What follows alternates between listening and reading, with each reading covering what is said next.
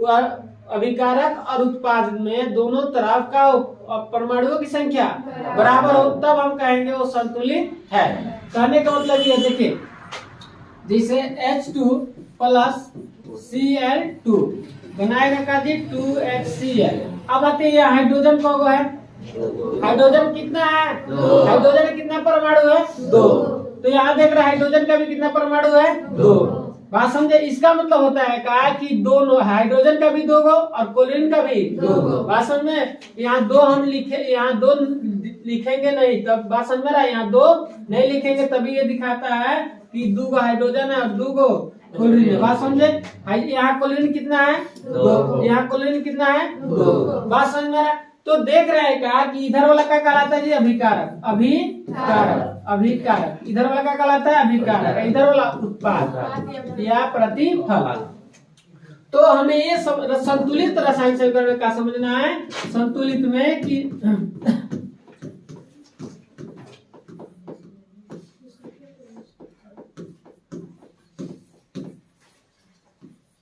ठीक है, संतुलित समीकरण में हमें ये समझना है, रासायनिक समीकरण जिसको बोलेंगे, तो ये समझना है कि अभिकारक और उत्पाद दोनों तरफ का हो, दोनों की संख्या बराबर हो। बराबर हो मतलब परमाणुओं की संख्या दोनों तरफ बराबर हो। अभिकारक और उत्पाद में दोनों तरफ का परमाणुओं की संख्या बराबर हो। अगर कहने का मतलब ये है कि जिस समय ऐसे चले, जैसे H2 प्लस O2, बात समझिए, H2O। अब बताइए, ये बताइए संतुलित हो रहा है, देखने से ही पता चल रहा है संतुलित नहीं हो रहा, क्योंकि यहाँ हाइड्रोजन को है, यहाँ हाइड्रोजन 2, ये सही है, बराबर है। लेकिन ऑक्सीजन क्या कितना है जी, 2, यहाँ ऑक्सीजन कितना है, 1। तो हम कहेंगे कि इसमें ये संतुलित नहीं है। ये जो समीकरण है, समीकरण है लेकिन ये संतुलित नहीं है, ये संतुलित समीकरण नहीं है, संतुलित रासायनिक समीकरण नहीं है। बात समझ में आ रहा है। तो समीकरण मतलब अभिकारक और उत्पाद के दोनों तरफ, ठीक है, अभिकारक और उत्पाद के दोनों तरफ का हो परमाणुओं की संख्या बराबर हो, तब हम कहेंगे संतुलित है, नहीं तो असंतुलित हो जाएगा। क्या हो जाएगा, असंतुलित। बात समझ में आ रहा है। बोले अगर आपके तराजू पर बता रहा है, दो मान के चलिए 2 पल्ला होता है, एक बगल 10 किलो है, एक बगल 5 किलो, या एक बगल 10 किलो है, एक बगल 9 किलो है, तो बताइए संतुलित होगा, नहीं होगा।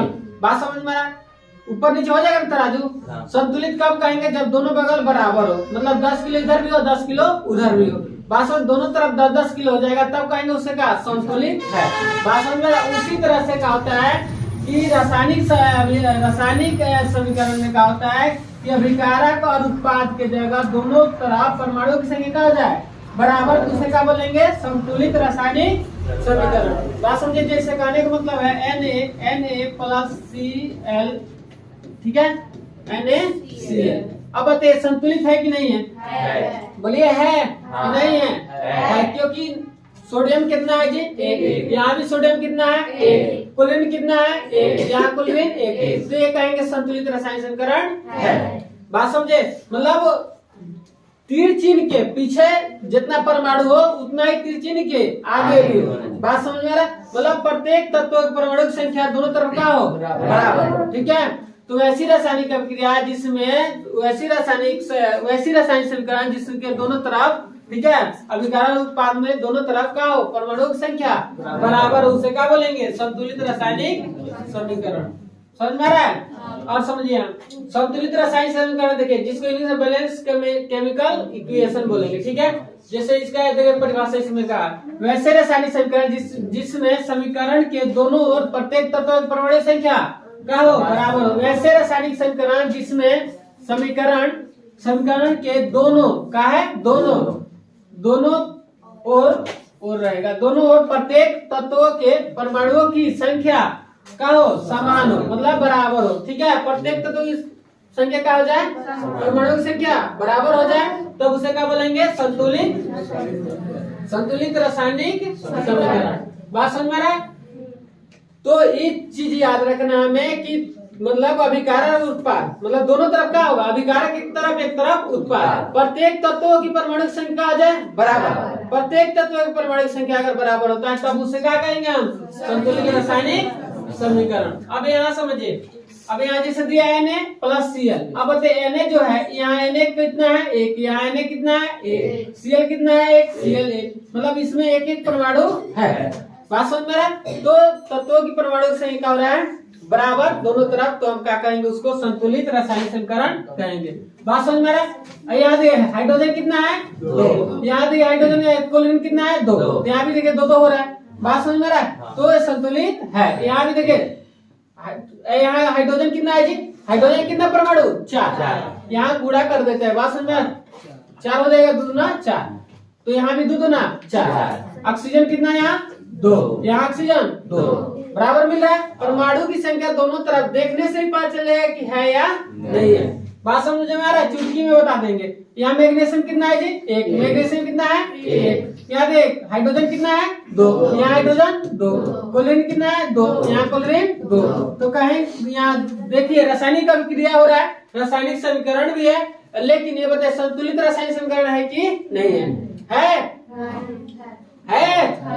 तो हमें ये चीज याद रखना है कि दोनों तरफ प्रत्येक तत्व के परमाणु की संख्या बराबर हो जाए। ठीक है, तो रासायनिक समीकरण तो हम पढ़े ही हैं, संकेत में जो लिखा जाए तो संकेत में तो लिखा है, सूत्र में तो लिखा ही है, लेकिन हमें ये पहचानना है कि रासायनिक संतुलित है कि असंतुलित है। दोनों तरफ अगर नहीं मिलेगा तो असंतुलित, अगर दोनों तरफ मिल जाएगा तो क्या हो जाएगा संतुलित।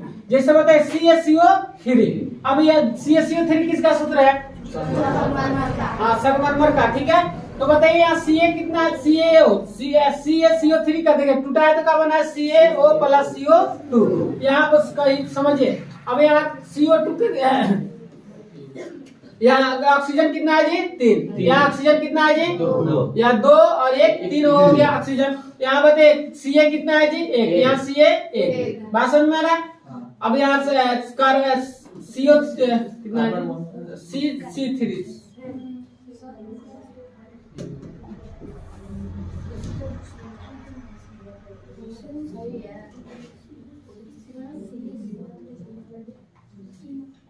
Ca तो 1 हो गया, Ca सही है। Ca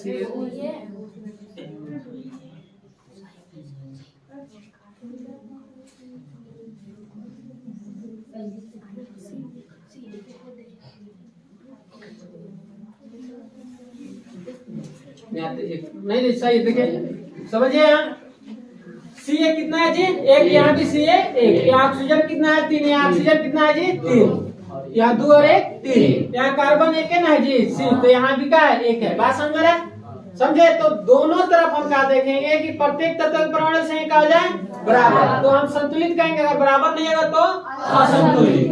तो देखिए असंतुलित भी यहाँ समझ लिया। असंतुलित रासायनिक समीकरण क्या होगा कि इसमें क्या, देखिए इसका परिभाषा क्या होगा, देखिए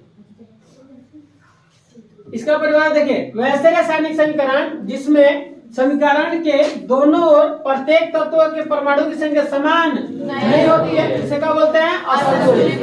बस हमें ये समझना है, ध्यान रखना है कि दोनों मतलब रासायनिक समीकरण के दोनों तरफ प्रत्येक तत्व के परमाणु संख्या क्या हो जाए बराबर, तो क्या होगा संतुलित। अगर बराबर नहीं होता परमाणु संख्या तो क्या हो जाएगा असंतुलित। बात समझ में?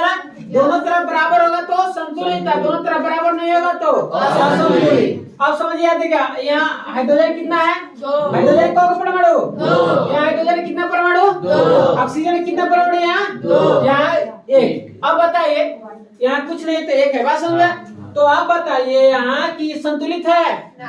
अगर यहाँ मान के चले मैं यहाँ 2 लिख दे तब न कहेंगे यहाँ संतुलित है। बात समझ में आ रहा है? तो इस का है असंतुलित, ये का है असंतुलित। यहाँ देखिए पकड़िए संतुलित है कि नहीं, ये एल्युमिनियम के परमाणु यहाँ 1, यहाँ कितना है जी 2, ऐसे ही लग रहा है असंतुलित है, संतुलित नहीं है। बात समझ में आ रहा है?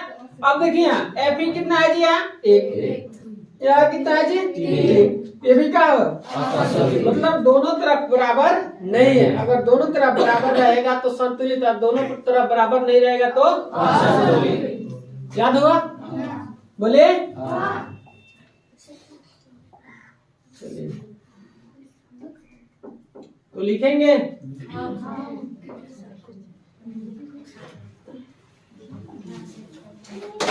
लिखिए